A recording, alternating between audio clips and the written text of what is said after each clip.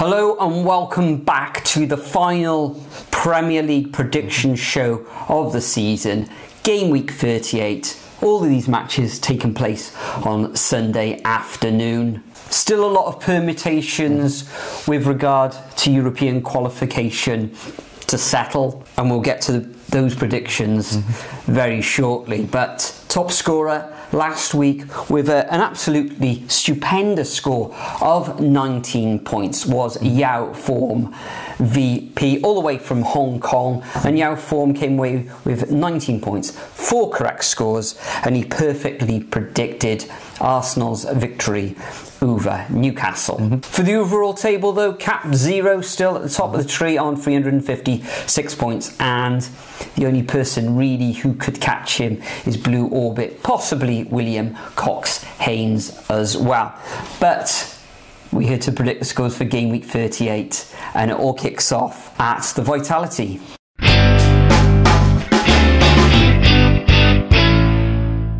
So starting off, Bournemouth Leicester, isn't it? Obviously all these games have to be played at the same time and on the same day because it is the last day of the season. Leicester looking in deep doo-doo. They're now down in the Championship. Looks like they're going to be hit with FFP. I've heard somewhere potential 15-point deduction coming into next season in the Championship because they did break a load of rules before going up to the Premier League as well. So that's going to be interesting as well. Bournemouth, they get that little bit of a setback losing to Man City last time around. I thought they were actually okay on occasions, but Bournemouth are going to finish off the season well, winning 2-0 at home, and Leicester don't get Russell Martin as manager. 2-0, Nathan.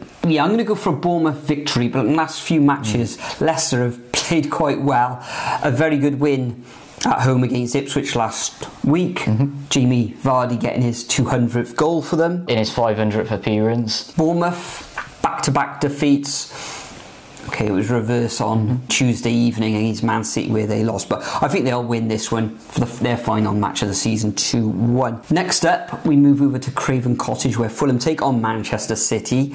Man City had Kovacic sent off in their last match against Bournemouth, and they'll miss a little bit of steel in the middle of the park. I think this is Kevin De Bruyne's last game as well for Man City, unless they wangle it for the World Club Championship. Probably not though. Fulham with a very good 3-2 away victory against Brentford in the last round of fixtures, and they were actually 2-1 down in that match, so they did really well to come back. Fulham at home, last game of the season.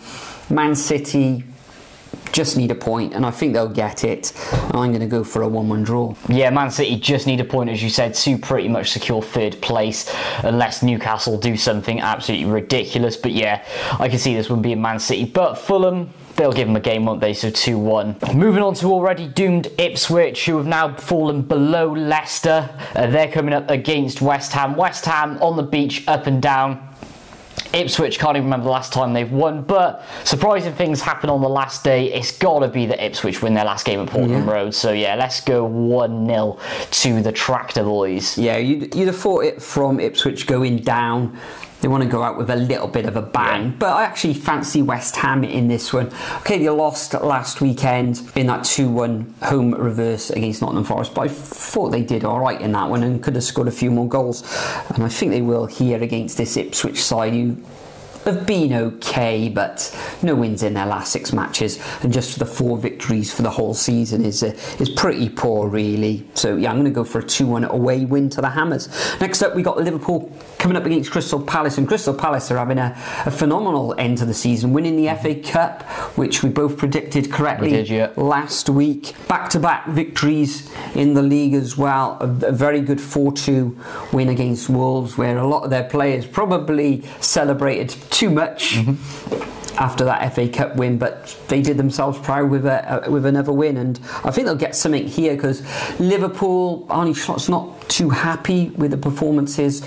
Okay, we know that they won the league and stuff, but a defeat away against Brighton, where they lost, I think it was late on in that match, wasn't it? Yeah, really late. They lost, and I think there'll be goals in this one, but I'm going to go for a 2-2 draw. I think this one will be a real entertaining match. And Eze, talking about Crystal Palace, he's had an excellent end to the season as well. down. Yeah, he scored an absolute beauty of a goal in that FA Cup final. But Palace, there's so much momentum there, so much.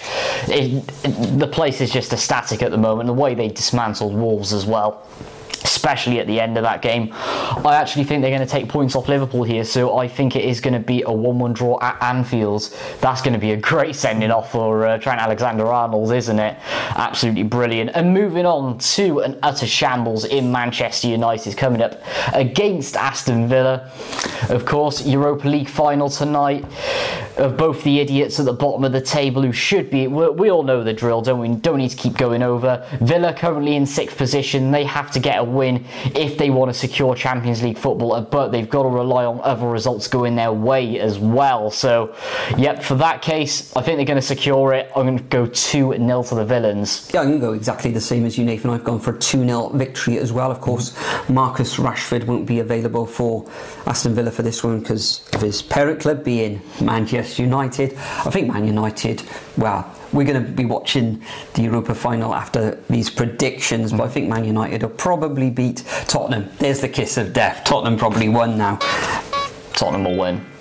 Nah, I think Man United will win. But yeah, in this one I'm going to go for a 2-0 victory, which will make it very, very tight and exciting for those Champions League spots. Next up, we move to another team that's chasing down Champions League qualification. That's Newcastle coming up against Everton. Now, Everton is back-to-back wins.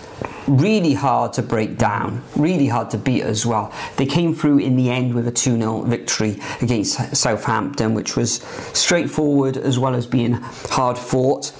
Newcastle, a 1-0 defeat against Arsenal for them, where they had chances to maybe take all 3 points in that match, but I think Newcastle at home, last game of the season, Eddie Howe's done brilliant again there this term, so I'm going to go for a 2-1 home victory to the Magpies.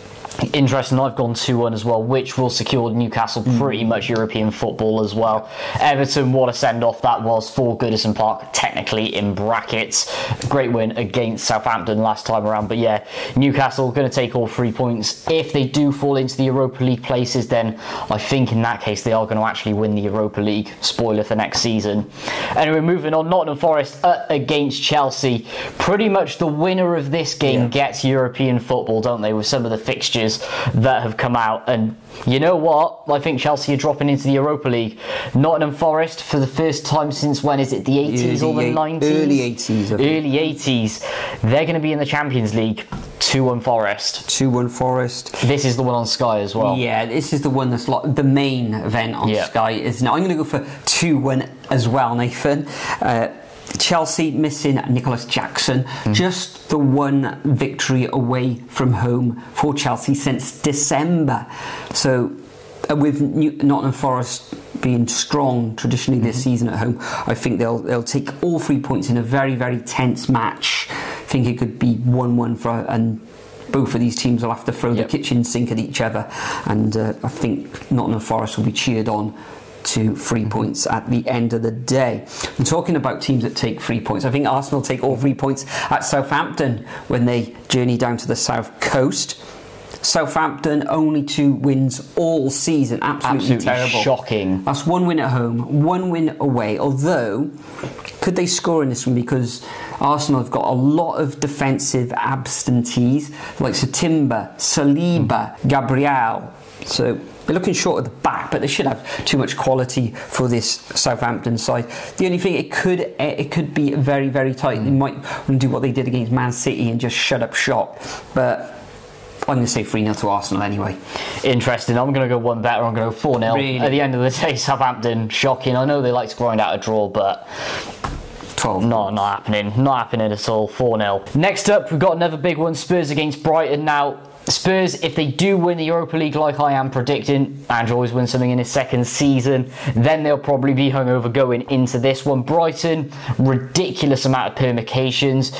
As Palace have won the FA Cup, then that means that their Europa League spot will go to Crystal Palace, regardless of where they finish. So they finished in, or about to finish, in 12th position. However, Chelsea, if they win the Conference League, they will surrender their place in next season's Europa League. Obviously, if they do qualify for the Champions League, there's a lot of stuff on the table here. So that means if Chelsea do win, I believe, the Conference League, then whoever's in 7th will then be in the Europa League, and then the Conference League place will drop down to 8th or something, because Newcastle won the Carabao Cup. It's all confusing, isn't it? But long story short, if Chelsea do win, then 8th goes to the Conference League, which at the moment will be Brighton, as long as they get a point. So I think for that reason, Brighton will get the point. It's going to be 2-1. 2-1. They'll get the 3 points. Yeah, I'm going to go for 2-1 as well. I think you've been copying my answers. Sweet Nathan. Maddison unavailable. That's it for him for the season, I think. Massive loss tonight.